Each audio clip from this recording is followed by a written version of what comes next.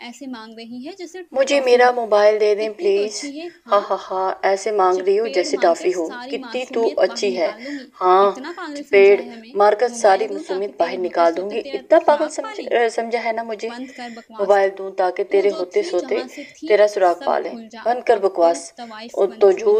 جھوٹ تھی، اپنی تلخ جہاں سے آواز میں تھی اسے سب باور بھول جا۔ کرواتی اب وہ فہمہ یہاں کو کی روتا سوچ، چھوڑ کر اگر چلی تھوڑی گئی۔ سی بھی چلاکی دکھائی رات تو پھر کسی دیکھنا، اب تو بھیانک ناگ طوائف کی بن طرح چکی ہے۔ لڑ رہی اپنی تھی گرفت آواز جو میں آتے اسے ہی باور اسے نگل کرواتی جائے فاہمہ گی۔ کو روتا چھوڑ کر یا چلے گی۔ اللہ، یہ رات کبھی نہ کسی آئے میری بھیانک زندگی ناگ میں۔ کی طرح لگ رہی تھی جو اسے آتے ہی اسے نگل جائے گی۔ یا اللہ، یہ رات کبھی نہ آئے میری زندگی میں۔ وہ اللہ جسے وہ صرف شکوہ کرنے کے لیے یاد کرتی تھی، اب قدم قدم پر یاد آ رہا تھا۔ اپنا بھاری سر پکڑے ابھی وہ بیڈ کے ساتھ نیچے ہی بیٹھی تھی کہ ایک لڑکی ایک انتہائی واہیاتی ڈریس لیے اسے تیار کرنے پہنچ گئی۔ مرتے کیا نہ کرتے، وہ سلیو لیس سوٹ اس نے پہنا اور رات 9 بجے تک اس لڑکی نے اسے تیار کر دیا۔ خود کو آئینے میں دیکھ کر تو وہ خود بھی حیران ہو چکی تھی۔ اسے تو اندازہ ہی نہیں ہو چکا تھا کہ اس نے کبھی لپسٹک بھی نہیں لگائی تھی، اور ابھی دیکھو وہ اپنا آپ بہت ڈارک تو نہیں تھا، پھر بھی میک اپ کی تہہ سے وہ کوئی اور ہی فاہمہ دکھ رہی تھی۔ تمہارے فیچرز بہت خوبصورت ہیں، میک اپ کرنے والی لڑکی نے کہا۔ کاش نہ ہوتے، کاش میں کالی بھدی ہوتی تو آج میری قسمت اتنی بدصورت نہ ہوتی، فاہمہ نے بمشکل آنسو پیے۔ اسے لگ رہا تھا کہ آج وہ واقعی میں سولی پر لٹکنے جا رہی ہے۔ دماغ لگتا تھا کہ سوچ سوچ کر پھٹ جائے گا کہ وہ کیسے اس سب سے بچے۔ میڈم کہہ رہی ہیں کہ اسے بھی ڈرائنگ روم میں لے آؤ، کل والا گاہک آج پھر آیا ہے، سارا نے دروازے میں اطلاع دیتے ہوئے باہر نکلی۔ باہر نکلتے نکلتے وہ ٹشو سے اپنے ہونٹ کی گہری لپسٹک ہلکی کرتی گئی۔ دل میں مسلسل وہ آیت الکرسی کا ورد کرتی بار یاد رہی تھی، اور اے اللہ میں اسے نظر ہی نہ آؤں، مگر وہ نہیں جانتی تھی کہ اس کے سوا آنے والا اور کوئی بھی نہیں تھا، صرف اسی کو وہی تو نظر آ رہی تھی۔ فاہمہ مرے ہوئے قدموں کے ساتھ سر نیچے کیے ڈرائنگ روم میں داخل ہوئی تھی۔ اسے ایسا محسوس ہو رہا تھا جیسے وہ موت کے فرشتے کے پاس جا رہی ہو، آنے والے لمحات کا سوچ کر اسے جکڑے ہوئے تھا۔ آؤ آؤ فاہمہ، یہ بھی ہمارا ہیرا ہے۔ مہرالنساء نے فاہمہ کو اندر داخل ہوتے ہوئے دیکھا تو بے اختیاری اپنی جگہ سے بڑھتی ہوئی اس کے پاس آئی اور اپنی انگلیاں زور سے مروڑتے ہوئے اس کی جانب بڑھی تھی۔ فاہمہ کو دیکھ کر تو ایک دم سے اس کی بازو میں پیوست کرتے ہوئے اسے باور کروایا کہ اگر اس نے کوئی حماقت نہیں کرنی۔ فاہمہ کو بھی اس نے صوفے پر بٹھا دیا، اور جہاں سارا پہلے سے اسے اپنے جلوے دکھاتی برجمان تھی، گھٹنوں تک آتی ٹائٹس اور ٹاپ لیس شرٹ پہنے وہ بے باکی سے زیاد کی جانب دیکھ رہی تھی، جبکہ فاہمہ سلیو لیس بازوؤں کو دوپٹے میں سلیقے سے چھپایا ہوا تھا اور آنکھیں جھکی ہوئی تھی، اور زیاد اسی کی جانب دیکھ رہا تھا۔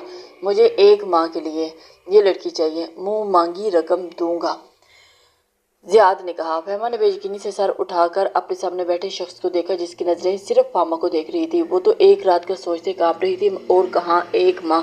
مہرالنساء کا چہرہ تو چمک اٹھا۔ اس نے فاتحانہ نظروں سے سارا کو دیکھا جس کی آنکھیں جتا رہی تھی کہ کیسا ہیرا ڈھونڈا ہے، جیسی آپ کی مرضی، اسے لے جانا پسند کریں گی؟ مہرالنساء تو لگ رہا تھا کہ بچھی جا رہی ہے اس کے آگے۔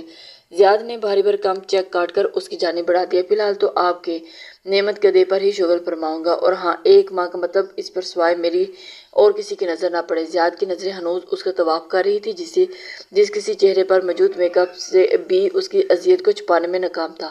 جو حکم، آئیے پھر۔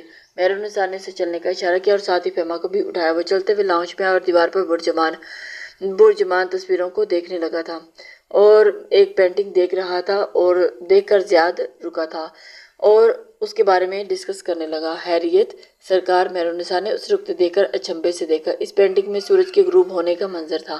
بہت خوبصورت ہے۔ زیاد اس کے قریب جا کر اس پر ہاتھ پھیرتے ہوئے بولا، اور پھر ایک کونے میں تھام کر ساتھ کچھ دیر کھڑا رہا، اور پھر اس کی جانب مڑ کر اسے بڑھنے کا اشارہ کیا تھا۔ اس کی اس حرکات پر مہرالنساء کا دھیان ہی نہیں گیا تھا، اور زیاد نے وہاں پہ اپنی کارروائی ڈال دی تھی۔ مہرالنساء اسے لیے ایک راہداری میں بڑھی، اور پھر اس میں دائیں جانب پر بنے ایک کمرے کا دروازہ کھول کر اندر داخل ہوئی۔ لیجیے آپ کی منزل۔ کمرے کے اندر فاہمہ کا بازو چھوڑ کر وہ معنی خیز مسکراہٹ پر سجائے زیاد سے مخاطب، بہت شکریہ، کچھ چاہیے تو بتا دیں۔ جو چاہیے تھا وہ آپ نے دے دیا، اور کسی چیز کی ابھی خواہش نہیں۔ اس نے ایک مرتبہ پھر فاہمہ کو اپنی گہری نظروں کے فوکس میں رکھتے ہوئے کہا۔ مہرالنساء کو اس لڑکے کی حاضر جوابی بہت پسند تھی، بہت ہی گہرا انسان معلوم ہوتا تھا۔ وہ مسکراتے ہوئے باہر نکل گئی، اور زیاد نے بڑھ کر کمرے کا لاک کیا۔ جیسے ہی وہ لاک کر کے مڑا اور فاہمہ سانس لے پاؤں تک کپکپانے لگی، وہ بجائے فاہمہ کے پاس آنے کے بیڈ کے پاس رکھی راکنگ چیئر پر بیٹھ گئی۔ اور موبائل میں کچھ ٹائپ کرنے لگا۔ فہمہ نے ڈرتے ڈرتے سر اٹھا کر اس کی جانب دیکھا، نہ جانے اسے یہ چہرہ کیوں دیکھا محسوس ہوا۔ موبائل کان سے لگاتے اس نے فہمہ کی جانب دیکھا۔ زیاد کی آنکھوں میں اب کی بار اسے سرد مہری نظر آئی۔ بیٹھ جائے، آپ کا ہی گھر ہے۔ بیڈ کی جانب اشارہ کرتے ہوئے اس نے فہمہ سے کہا اور ایک مرتبہ پھر اسے نظر انداز کیا۔ فہمہ کو اس کا انداز بہت عجیب لگا۔ جو کچھ دیر پہلے تو اللہ سے دعائیں میں تو کیا اللہ نے میری دعا قبول کر لی؟ اس کا دل میری جانب سے پھیر دیا۔ بیڈ پر بیٹھی ہاتھوں میں گود پر رکھے ہوئے سر جھکائے وہ سوچ رہی تھی، یہ جانے بغیر کہ وہ سرد مہر آنکھیں پھر سے اس سے لپٹ گئی۔ ہاں میں پہنچ گیا ہوں کافی دیر کا۔ نیکسٹ مجھے بتاؤ۔ اور پھر اس کی جانب بڑھتے ہوئے اس نے کہا جو میں نے لگایا تھا اس کی پروگریس کیا ہے؟ Very good, talk you tomorrow. Phone بند کرتے ہوئے اس کی جانب بڑھا۔ اب کی بار اس کی آواز سنتے ہی فہمہ کے دماغ میں جھماکا ہوا۔ اس نے بے یقینی سے اس کی جانب دیکھا۔ 6 فٹ سے نکلتا قد، گھنے کالے بالوں میں ڈھکا سر، گہری آنکھیں ہو جو ایسی محسوس ہوتی جیسے اگلے کا ایکس رے کر رہی ہو، کھڑی ناک، چہرے پر بیٹ جو اس کی خوبصورتی کو 4 چاند لگا رہی تھی۔ ہونٹ پیچھے اور بالکل وہی تھا، بس وردی نہیں تھی جسم پر۔ اسے اب یقین ہو چلا تھا۔ اب کی بار اس کی آواز سنتے اس وقت وہ وائٹ ٹی شرٹ اور بلیک جینز میں ملبوس تھا۔ بازوؤں کے مسلز واضح دکھائی دے رہے تھے۔ سنے فہمہ نے یکدم اسے پکارا۔ وہ جو وہاں رکھے فون سیٹ کا ریسیور اٹھا کر کچھ چیک کر رہا تھا۔ فہمہ کی آواز پر مڑ کر اسے دیکھا۔ اف، یہ آنکھیں! فہمہ نے اسے تو دیکھا، اسے غور سے دیکھا اور پھر وہ کچھ سوچنے پر مجبور ہوگی۔ یہ آنکھیں فہمہ کیسے بھلا سکتی تھی جس نے اس کی زندگی میں اسے یونیورسٹی سے بچایا تھا؟ وہ تو اسے حفظ ہو چکا تھا۔ اس نے اس کے بازو کی جانب دیکھا، انہی بازوؤں نے اسے تحفظ دیا تھا۔ آپ وہ کمانڈر ہیں نا؟ وہ جس نے ابھی وہ بات اس کی مکمل نہیں ہوئی تھی کہ زیاد نے کہہ کر لگایا، پاگل ہو گئی ہیں آپ شاید، ایسے لوگوں کا یہاں کیا کام؟ اس نے سنجیدہ ہوتے فہمہ کے وجود سے نظریں ہٹاتے ہوئے کہا تھا، نہیں پاگل نہیں ہو چکی، پلیز آپ بتائیں، آپ وہ کمانڈو ہی ہیں نا؟ وہ اس کی جانب متوجہ ہو کر اسے باور کروا چکی تھی کہ اسے وہ آج بھی نہیں بھولا، اور اس کی جانب تو وہ نظریں جھکا کر بیٹھی تھی۔ آپ جھوٹ بول رہے ہیں مجھے اچھی طرح۔ فہمہ نے حیرت سے اسے دیکھتے ہوئے کہا، پرابلم کیا ہے آپ کے ساتھ؟ اس نے پھر اس کی بات کاٹتے ہوئے غصے سے کہا، اگر آپ وہ نہیں جو میں سمجھ رہی ہوں تو پھر آپ ویسے کیوں نہیں جیسے بن کے یہاں آئے ہیں؟ اب کی بار فہمہ نے غصے سے کہا، اور وہ اسے جھٹلا رہا تھا۔ آپ کو بہت افسوس ہے اپنی تیاری ضائع ہونے کا، اب تک کتنوں کا دل بہلا چکی ہیں۔ وہ ریسیور کریڈل پر واپس رکھتا ہوا پاکٹس میں سے ڈالے اس کے قریب آتے ہوئے بولا، پھر بیڈ پر اس کے سامنے بیٹھتے ہوئے، اللہ نہ کرے دیکھیں اگر آپ وہ بھی ہیں، وہ بھی تو مجھے لگتا ہے کہ آپ اچھے انسان ہیں، کیا میں آپ سے کچھ شیئر کر سکتی ہوں؟ اس نے کترائے ہوئے انداز میں دیکھ کر فہمہ کو کچھ حوصلہ ہوا، اور اسے تو یقین ہی نہیں ہو چلا تھا کیونکہ وہ بھی تو اسی سلسلے میں یہاں پر پہنچا ہوا تھا۔ نہیں مجھے تو اشور آپ کی اس کی اجازت ملتے ہی اس نے خود پر بیتی ساری روتے ہوئے بات بتائی، پلیز آپ مجھے یہاں سے نکالنے میں میری مدد کر سکتے ہیں؟ اس نے بہت سی آس سے اس کی جانب دیکھا، یہاں آپ نے مجھ سے جو کچھ بھی ڈسکس کیا اور مزید آنے والی راتوں میں جو کچھ ہوگا اس کے بارے میں آپ نے کسی کے ساتھ کوئی بات نہیں کرنی، اور ڈسکس کیا تو جو آپ نے کسی کو نہیں بتانا، فی الحال آپ سو جائیں۔ اپنی بات کے آخر میں اس کا ایسا جواب سن کر غم و غصے میں پیچ کھاتے ہوئے وہ سائڈ میں، بہت شکریہ، غصے سے فہمہ نے کہا۔ تھوڑی دیر کے بعد زیاد لائٹ آف کر کے پاس پڑے صوفے پر جا کر لیٹ گیا اور اپنی قسمت پر رونے بیٹھ گئی، مگر یہ سکون ہوا کہ کم سے کم کچھ عرصہ تک اس کی گندی گلیز نظروں سے جان چھوٹ گئی۔ جو کوئی بھی ہے کم سے کم اس کے لیے فرشتہ بن گیا ہے۔ آج رات یہ سوچتے خود پر دوپٹہ پھیلائے وہ سو گئی تھی۔ اسے یقین نہیں آ رہا تھا کہ اللہ تعالیٰ نے اسے ایک اور محافظ کے حوالے کر دیا تھا اور اپنے رب کا شکریہ ادا کر رہی تھی، بٹ روتے روتے اسے دل میں ایک سکون بھی تھا۔ سب کے سب اس تہہ خانے میں پہنچا دینا اور دیکھنا، ذرا سی بھی بھول چوک نہیں ہونی چاہیے۔ اور ہاں، میں نے تمہیں لڑکیوں کی دبئی کے لیے سپلائی کا کہا تھا، اس کام کا کیا بنا؟ زراعت اور سفیان ہیڈ کوارٹر میں بیٹھے کانوں میں ہیڈ فون لگائے کسی عورت کی آواز سن رہے تھے۔ آپ تب تک کچھ اچھے اور پیس قابو کرے، اور 1-2 کی تو میں نے تصویر شیخ کو دکھا دی تھی مگر اس کو پسند نہیں آئی۔ اب ایک مرد کی آواز گونجی، چل میں کچھ کرتی ہوں اس کا، اب تو جا اس کمرے میں احتیاط سے لے کر جانا، اور اس کے ساتھ ہی خاموشی چھا گئی۔ میں نے تمہیں کہا تھا نا کہ تمہیں احتیاط کرنی ہوگی۔ وہ اس کی جانب بڑھتا تھا کہ ان کے ہیروین کے اڈے اسی جگہ ہیں، جلد از جلد وہ جگہ ڈھونڈنی ہے، اور یہ لڑکیوں والا کیس۔ زراعت نے خاموش ہوتے سفیان بولا، اس کو بھی ٹیکل کرتے ہوئے، ڈونٹ وری، تم ایک کام کرو، وہ جو تمہارا دوست ہے نا گھروں کی کنسٹرکشن کرتا ہے، وہ یقیناً آرکیٹیکٹ کو جانتا ہوگا جس نے یہ گھر بنایا، تم اس سے کہو کہ ہمیں اس گھر کی ایک ایک چیز کے بارے میں بتائے، اور اپنے ریسورسز یوز کر کے ہمیں یہاں کا پورا نقشہ دے کر رات تک تو نیچے کا سارا ایریا میں نے دیکھ لیا تھا، مگر میں چاہتا ہوں کوئی رسک لینے کے بجائے ہمیں ایسے ہی وہاں کا آئیڈیا لگا لیں۔ پھر اس تہخانے تک پہنچ جانا آسان ہو جائے گا۔ ٹھیک ہے، میں آج کل کرتا ہوں۔ اس کو کہنا کہ ہمیں اس گھر کا آؤٹ لک اچھا لگا ہے، یقیناً گھر اندر سے بہت خوبصورت ہوگا، ہمیں ویسا ہی نقشہ تیار کروانا ہے، سو آپ اس کا نقشہ چیک کروائیں۔ یار تیرا دماغ تو بہت ڈیش ہے، سفیان کال ملاتے ہوئے بولا۔ بیٹا، ایسا دماغ تو انسان کو ڈان بنا دیتا ہے یا پھر سیکرٹ ایجنٹ، بجا فرمایا۔ زراعت کی بات پر سر دھنتے ہوئے وہ فون سے آنے والی آواز کی جانب متوجہ۔ اگلی رات بھی سج سنور کر فہمہ کو اسی کمرے کی جانا پڑا۔ زیاد وہاں پہلے سے موجود تھا۔ جیسے ہی وہ اندر آئی، ایک سرسری نظر ڈالنے کے علاوہ اس نے اسے کوئی بات نہیں کی، اپنے موبائل پر مصروف رہا۔ آپ سو جائیں، فہمہ جو اس امید پر بیٹھی تھی کہ وہ اسے کوئی جواب دے گا، شاید اس کی کوئی مدد کی بات کرے گا، اس کے منہ سے ایسی بات سن کر وہ سخت بدمزہ ہوئی۔ آپ اپنے گھر کیوں نہیں سوتے؟ آخر جہاں آگے آپ کو کیا ملتا ہے؟ آخر فہمہ نے پوچھ لیا۔ وہ جو نظریں جھکائے ایک ٹانگ صوفے پر، ایک ٹانگ فولڈ کر کے پاؤں زمین پر رکھ کے بیٹھا تھا۔ فہمہ کی جھنجھلاہٹ دیکھ کر فہمہ تو اس کی دلکش مسکراہٹ کے پیچھے چھڑانا عذاب ہو گیا۔ آپ کو اتنی ٹینشن کیوں ہے؟ شکر نہیں کرتی کہ میں ایک شریف انسان ہوں؟ وہ تو ہے، مگر جب اللہ آپ کی مشکل آسان کر دی تو پھر اگر کس بات کی؟ وہ اٹھی اور منہ دھویا اور وضو کیا۔ باہر آ کر بیڈ کی پانتی پر پڑی ایک چادر اٹھا کر جائے نماز کی طرف بچھا دی اور زیاد کی آوازیں جو خاموشی سے اس کی کارروائی دیکھ رہا تھا، اس کی طرف نہیں، اس کی طرف کبھی قبلہ رخ تھا۔ زیاد نے ہاتھ کے اشارے سے صحیح قبلہ رخ بتایا اور اس نے حیران ہو کے پوچھا، آپ کو نماز کے لیے بچھاتے دیکھ کر میں نے موبائل پر ڈائریکشن دیکھی ہے؟ اس نے موبائل کے لہراتے ہوئے اس کی حیران آنکھوں میں دیکھتے ہوئے کہا۔ واقعی وہ جب سے یہاں آئی تھی بس اندازے سے نماز پڑھتی تھی، یہاں کس سے پوچھتی؟ اس کا شکریہ، وہ کہتی نماز پڑھتے ہوئے بزی ہوگی تھی۔ وہ کیسے اس کے چہرے کو بھول سکتا تھا جسے یونیورسٹی میں جاتے ہوئے وہ یہ نہیں جانتا تھا کہ اسے کس حال میں اور کہاں دیکھنا پڑے گا۔ تحفظ کے جس احساس میں وہ یونیورسٹی کے حال میں اس کے بازوں سے لپٹ گئی تھی، وہ کتنے ہی دن اس کی اس حرکت پر حیران رہا۔ اس مشن کے بعد وہ اسے بھول گیا تھا اور یہاں ایک طوائف کے روح میں دیکھ کر اس کا خون کھول گیا۔ جتنی ڈری سہمی وہ آئی تھی، اسے دیکھتے ہی اندازہ ہو گیا تھا کہ وہ ان کی کسی سازش کا شکار ہے، اس لیے اس نے ایک ماہ کے لیے اسے اپنی پناہ میں لے لیا تھا تاکہ کوئی میلی نظر اسے چھو کر نہ گزرے۔ اور پھر بھی ایک خوف تھا کہ اللہ نے اس کی عزت کو محفوظ رکھا ہے۔ جیسے ہی وہ نفل پڑھ کر فارغ ہوئی اور چادر طے کرنے لگی، زراعت عرف زیاد نے چونکا، اور ابھی وہ حقیقت میں فہمہ سے چھپانا چاہتا تھا کہ اس کا گمان زراعت کے بارے میں درست ہے۔ نام کیا ہے آپ کا؟ اس کا چادر طے کرتے ہوئے ہاتھ ایک سیکنڈ میں فہمہ۔ مہرون نساء نے بتایا تو تھا، اس نے زراعت کو یاد کروایا تھا۔ ہاں، ایکچولی میں یہ موبائل آپ کے لیے لایا ہوں، یہاں لوگ ان لڑکیوں کو بہت گفٹ دیتے رہتے ہیں، سو صبح بے شک آپ ان کو بتا دینا، چھپانا مت۔ میرا نمبر ہے، اس میں کوئی پریشانی لگے یا کوئی اور تو اس کے ساتھ آپ کی ڈیل کرنے لگے تو آپ نے مجھے بتانا ہے۔ وہ اس کی طرف حیران ہو کر دیکھی تھی۔ فہمہ کو یقین ہی نہیں آ رہا تھا کہ وہ اس کے ساتھ اس طرح کا نرم بیہیو کر رہا تھا۔ اور تو مجھے فوراً میسج کرنا۔ اوکے، اس نے اس بات میں سر ہلاتے ہوئے موبائل لے لیا تھا۔ اب اسے اس بات کی فکر ہو رہی تھی کہ وہ کب اس کی مدد کرے گا۔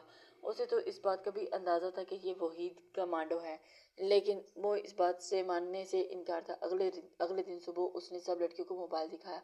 سب اس کی قسمت پر رشک کر رہی تھی کہ کتنا مالدار اسامی ہے اس کے ہاتھ لگی ہے۔ اگلے 2 دن بھی یوں ہی گزرے۔ فہمہ کو سمجھ نہیں آتی کہ روزانہ وہ آدھا گھنٹہ اس کمرے میں مسلسل چلتا رہتا، پھر ہلکے سے کسی جگہ پر پاؤں مارتا اور فہمہ اس دوران بہت چپکے سے اس کی ایک آدھی تصویر کھینچ لیتی اور اسے یقین تھا کہ یہ وہی کمانڈ ہے۔ ان دنوں مہرون نساء کو یقین ہو گیا کہ فہمہ اب ادھر ادھر نہیں ہوگی۔ اس نے ابھی باقی لڑکیوں کے ساتھ اسے بھی پارلر بھیجا۔ فہمہ بوجھے دل کے ساتھ فیشل کروا رہی تھی کہ اسے اپنے قریب کسی کی آواز سنائی دی تھی۔ ایک ورکر کی آواز آئی، ہیلو مسز سفیان، کیسی ہیں؟ میجر صاحب کا کیا حال ہے؟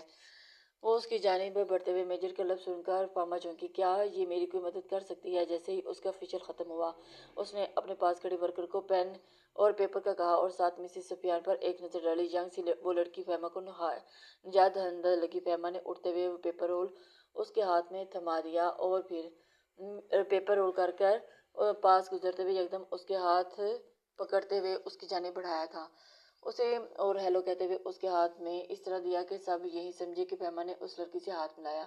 اس نے بھی حیران ہو کر فہمہ کو دیکھا مگر اپنے ہاتھ میں کوئی پیپر محسوس کر کے یکدم اپنی مٹھی بند کی۔ فہمہ جا چکی تھی۔ سفیان کی وائف واش روم میں گئی اور فوراً سے اس نے ایک سیکرٹ ایجنٹ کی بیوی ہونے کے ناطے وہ اس طرح کی سچویشنز کو اب ہینڈل کر لیتی تھی۔ جیسے ہی اس نے واش روم میں آ کر پیپر کھولا، اس کی تحریر پڑھ کر وہ شاکڈ رہ گئی۔ میجر کی بیوی ہونے کے ناطے مجھے لگا آپ میری مدد کر سکتی ہیں، میں بہت مشکل میں ہوں، شریف گھر کی ہوں، پلیز میری مدد کیجیے۔ مگر کال گرلز کے ہاتھ دھوکے سے لاگی ہوں، پلیز آپ مجھے یہاں سے نکلوا دیں، نیچے میرا نمبر ہے۔ ایک امید کی کرن آپ کی صورت نظر آئی، پلیز۔ شیزا نے جلدی سے اس کا نمبر نوٹ کیا تھا۔ اور فوراً سے اس کا نمبر نوٹ کر کے سیو کر لیا تھا۔ فاہمہ واپس آ کر انتظار میں تھی کہ کب شیزا کا میسج یا کال آئے۔ رات 8 بجے قریب شیزا کا واٹس ایپ میسج آیا، میں مسز سفیان۔ فاہمہ نے جلدی سے اپنا نام لکھ کر یقین دہانی کروا لی کہ یہ اسی کا نمبر ہے اور فوراً شیزا کا نمبر سیو کر لیا۔ ہاں اب بتاؤ کیا ہوا تمہارے ساتھ؟ اس کے بتاتے ہی فاہمہ نے اسے اپنی ساری کہانی بتا دی۔ اور آپ کو ایک بات بتاؤں، یہاں ایک کمانڈو آتا ہے جس نے مجھے 1 ماہ کے لیے ان سے بچا لیا ہے۔ اس نے یونیورسٹی میں کچھ عرصہ پہلے ہونے والی دہشت گردی میں مجھے بچایا تھا، اور یہاں بھی ان کو 1 ماہ کے لیے میرے لیے پیسے دیے ہیں۔ جب میں نے انہیں پہچان کر پوچھا تو آپ وہی کمانڈو ہیں، تو اس نے مجھے جھٹلا دیا۔ اور پلیز مجھے یہاں سے نکلنا ہے، کسی بھی صورت آپ میری مدد کر سکتی ہیں کیا؟ وہ اس سے اب التجا کر رہی تھی۔ شیزا اس کی بات بہت غور سے سن رہی تھی اور وہ کسی بھی صورت اس کو وہاں سے بچا کر نکالنے کے لیے کوشش کر رہی تھی، اور اس نے دغدغہ کرنی تھی۔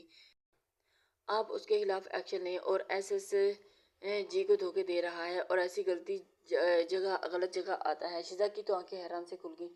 فہمہ کا میسج پڑھ کر وہ لوگ اس وقت چائے پی رہے تھے، سفیان، شیزا اور زراعت سفیان سے کوئی کیس ڈسکس کر رہا تھا۔ تمہارے پاس کیا ثبوت ہے کہ یہ کمانڈو وہی ہے؟ میں اس کو کبھی نہیں بلا سکتی۔ اس کو دیکھ کر جس تحفظ کا احساس مجھے یونیورسٹی میں ہوا تھا میں آپ کو بتا نہیں سکتی۔ اچھا میں آپ کو بعد میں اس کی پکس بھی بھیجتی ہوں۔ وہ حیران ہوئی تھی۔ پک سینڈ کرتی ہوں، میں نے کل لی تھی، آپ اپنے ہسبینڈ کو دینا، آئی ایم شیور وہ ضرور پتہ کر لیں گے۔ فہمہ نے میسج کرتے ساتھ ہی ذات کی پکچرز اسے سینڈ کر دی تھی اور وہ دیکھ کر حیران ہوئی تھی۔ ضرور پتہ کر لیں گے، اور شیزا کو سینڈ کی تھی۔ شیزا جیسے ہی پکچر ملی تو وہ ہکا بکا رہ گئی تھی۔ زراعت بھائی، اس نے بے اختیار زراعت کو پکارا۔ جی بھابھی۔ وہ اپنے سامنے رکھی فائل کو پڑھنے میں مصروف تھا، اسی انداز میں بولا، جی یہ آپ کال گرلز کے پاس کب سے جانے لگے؟ زراعت اور سفیان دونوں پوری طرح چونکے تھے۔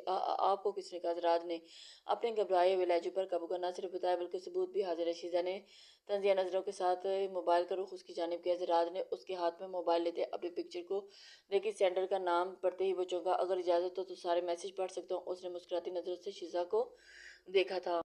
اس کا سر ہلانے پر جو وہ میسج پڑھتا گیا اس کا ہنس کا برا حال ہو گیا۔ یار اس بندے کو سیکرٹ ایجنٹ ہونا چاہیے تھا۔ واقعی سفیان بھی اس کے ساتھ میسیجز پڑھ رہا تھا۔ اس نے ابھی بھی زیاد کی بات کی تائید کی تھی، اور آپ دونوں بھی مجھے کچھ بتائیں گے؟ شیزا کے صبر کا پیمانہ لبریز ہو چکا تھا۔ شیزا جاننا چاہتی تھی کہ آخر اس کے ساتھ ایسا کیا سین ہوا ہے۔ اس نے دونوں کو گھورتے ہوئے کہا تھا۔ آخر انہیں شیزا کو اپنا کیس بتانا پڑا۔ باقی سب تو ٹھیک ہے، مگر یہ 1 مہینے والی کہانی سمجھ نہیں آئی۔ ساری ڈیٹیل کہہ سننے کے بعد سفیان کو مشکوک نظروں سے زراعت کو دیکھا، جب وہ مشکل اپنی بے ساختہ مسکراہٹ چھپانے کی کوشش کر رہا تھا۔ کچھ نہیں یار، نہ میرا بیٹا صرف نیکی کا سین نہیں ہے۔ سفیان اتنی آسانی سے اس کی جان چھوڑنے والا نہیں تھا۔ بالکل صحیح بتائیں۔ شیزا نے اسے تائید کرتے ہوئے دیکھا تھا۔ آپ دونوں کو اب نیند آ رہی ہے، میں اب چلتا ہوں۔ اس نے اٹھنے کے لیے پیر تولے تھے۔ بیٹا تو ہل کے دکھا تو صحیح، بتا سیدھی طرح سے۔ اب کی بار سفیان نے روب سے پوچھا تھا کہ زراعت کو ان کو بتاتے ہی بنی کہ وہ ہرنی کی آنکھوں والی لڑکی اسے بے حد پسند ہے اور وہ اسے وہاں سے جلد از جلد نکالنا چاہتا ہے۔ ہم کل تک کوئی انتظام کرتے ہیں، سفیان نے کچھ سوچتے ہوئے کہا تھا۔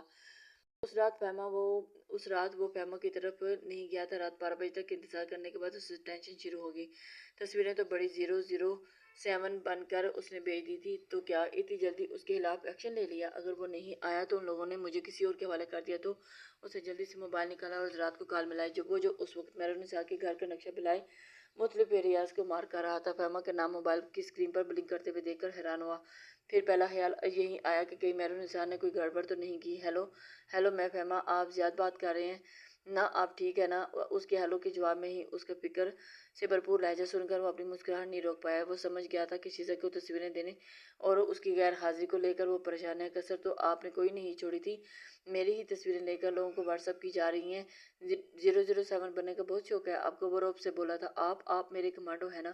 وہ بے خیالی میں ہی میرے کمانڈو کہے گی، اور پھر اپنی بے خیالی پر زبان دانتوں میں دبائی۔ دوسری جانب اس کی بے اختیاری بھی زیاد نے بمشکل کہہ کر لگایا، تو مجھ پر آپ نے اپنا نام کب لکھوا لیا؟ اصل میں آپ آئے نہیں تو اب میں پریشان ہوگی۔ اس نے زراعت کی بات پر نظر انداز کی۔ کیا آپ مجھے مس کر رہی تھیں؟ اس کا آنچ دیتا ہوا لہجہ فہمہ کو اچھا خاصا کنفیوز کر گیا۔ نہیں، وہ میڈم بہت مرتبہ پوچھ رہی ہیں، اب مجھے تو پتہ نہیں ہے۔ چلیں آپ کہتے ہیں تو مان لیتا ہوں، لیکن آپ نے جو شیزا بھابھی کو میری پکچرز بھیجی ہیں نا، اس کا بدلہ میں جلد لوں گا۔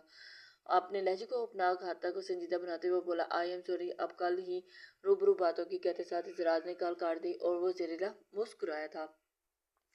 وہ آفس میں بیٹھا ابھی کسی رپورٹ پر پروف ریڈنگ کر رہا تھا کہ موبائل پر اس نے سفیان کی کال اٹینڈ کی۔ ہاں بھائی، کیا رپورٹ ہے؟ فون کان سے لگاتے وہ بولا، جی رپورٹ نہیں ہے، وہ لوگ فہمہ کی پکچرز اپنی دبئی والے کلائنٹ کو بھجوانے کا سوچ رہے ہیں، کل رات ہی ڈسکشن ہوئی ہے۔ کیا بکواس ہے یار، وہ غصے سے بنایا۔ بکواس نہیں، سچ ہے، جیسے ہی تیرا ایک ماہ ختم ہوگا اسے سیدھا باہر پہنچ جائیں گے۔ اب جو کرنا ہے ہمیں آج رات میں کر کے فاہمہ کو سیو کرنا ہے۔ سفیان کے کہنے پر اس کا دماغ تیزی سے پلان بنانے لگا۔ تم گھر پر ہو؟ اس نے سفیان سے پوچھا تھا۔ ہاں میں گھر نہیں، ابھی تھوڑی دیر میں پہنچنے والا ہوں، راستے میں ہوں۔ کیوں خیریت؟ سفیان نے اچنبھے سے پوچھا۔ گھر پہنچ کر بھابھی سے میری فوراً بات کرواؤ، اسے کہتے ساتھ ہی فون بند کیا تھا۔ اور پھر اچھا کیوں خیریت؟ وہ تمہیں میں بعد میں بتاؤں گا، بس تم جلدی سے پہنچو گھر۔ ابھی وہ دوپہر کا کھانا کھا کر اپنے کمرے میں بیٹھی تھی کہ شیزا کی کال آنے لگی۔ اس نے سامنے لگی ٹی وی کی آواز اونچی کی تاکہ کوئی اس کی بات باہر نہ جا سکے۔ ہیلو جی، کیسی ہیں آپ؟ اس نے خوشگوار لہجے میں اس سے پوچھا ہے۔ میں ٹھیک ہوں۔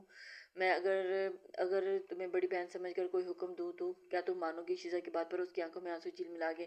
حکم تو کر دیکھے، اس نے نم آواز میں کہا۔ زراعت، جس کو زیاد کے نام سے جانتی ہو، آج رات جب وہ تمہیں باہر لے جانے کا آئے تو کوئی چون چرا کیے بغیر ہی آ جانا، اور غیر کسی سمجھو تمہیں اس جہنم سے نکالنے کا پہلا قدم ہے۔ اس نے حیران ہوتے اس کی بات سنی۔ تم سن رہی ہو نا؟ دوسری جانب مکمل خاموشی نے اسے پریشان کیا تھا۔ شیزا اس کی خاموشی سے بہت پریشان ہو چکی تھی اور وہ سوچنے لگی تھی۔ جی میں سن رہی ہوں، میں آنکھیں بند کر کے آپ یقین کر رہی ہوں، اس کے علاوہ کوئی چارہ نہیں۔ میں نے یہ حالات کے سپرد کر دیا ہے، مجھے پوری امید ہے میرا اللہ مجھے ضرور بچائے گا۔ جب اتنے درندوں میں رہ کر زراعت جیسا فرشتہ بھیج دیا ہے تو یقیناً آگے بھی مجھ پر اپنا کرم کرے گا، اس نے پریقین آواز میں کہا تھا۔ میں رات کو ضرور آؤں گی۔ اس کے کہنے پر شیزا نے ایک دو اور ہدایت دے کر فون بند کر دیا تھا۔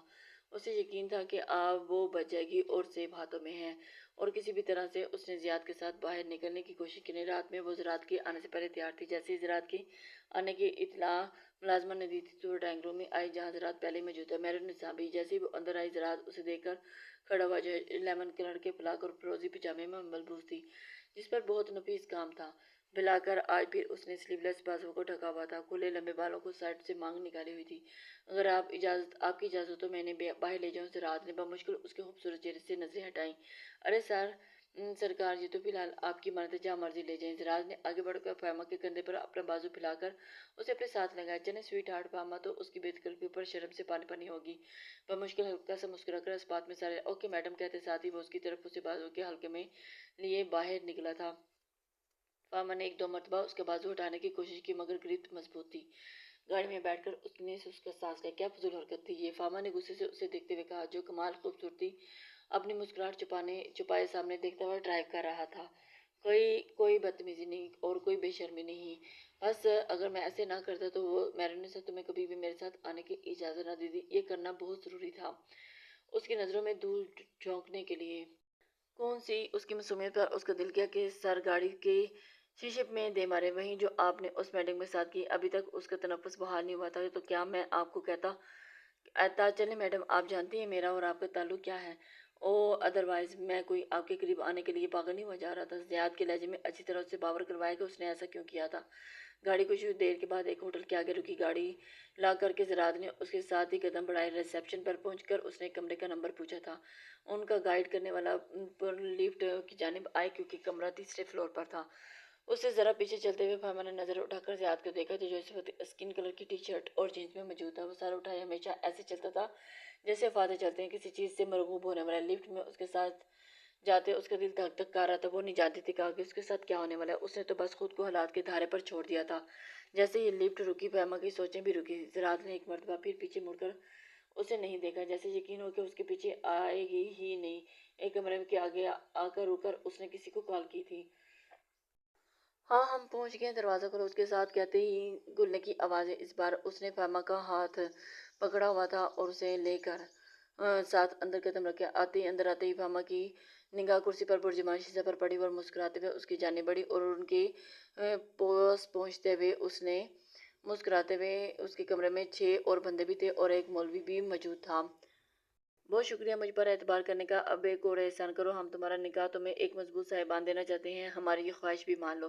اپنی قسمت پر اور اللہ کی مہربانی پر۔ فاہمہ کی آنکھوں میں آنسو بھر آئے۔ میں نے پہلے بھی کہا تھا کہ آپ بس حکم کریں، میں سب مانوں گی۔